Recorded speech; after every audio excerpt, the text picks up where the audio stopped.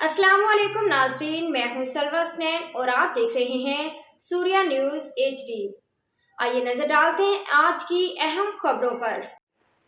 कराची से अपडेट करते हैं bureau chief journalist Mohammad Farooq बरड़ो कादरी की रिपोर्ट। वज़ीर आला सिंध मुराद अली शाह से वर्ल्ड फूड प्रोग्राम पाकिस्तान की कंट्री डायरेक्टर कोको और शेमा की मुलाकात।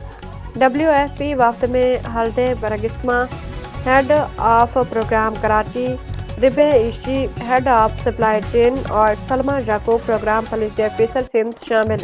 मुलाकात में वज़ीर तालीम सैयद सरदार शाह, वज़ीर मेहनत उस्मानी तहफ़्फ़ुज़ Syed Ghani, secretary to CM Asif Jamil Sheikh, secretary school education Zahid Abbasi, secretary सेहत ताहिर सांगे और सेक्रेटरी सोशल प्रोटेक्शन खालिद जना भी शरीक।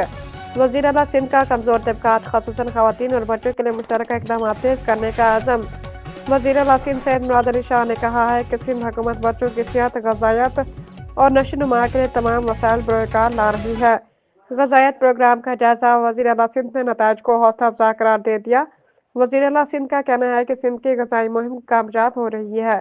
बच्चों में नशोनुमा की कमी में नुमायां कमी हुई है। आगा खान यूनिवर्सिटी की मिड लाइन रिपोर्ट में मुस्बत पेशरफ्त की तस्दीक।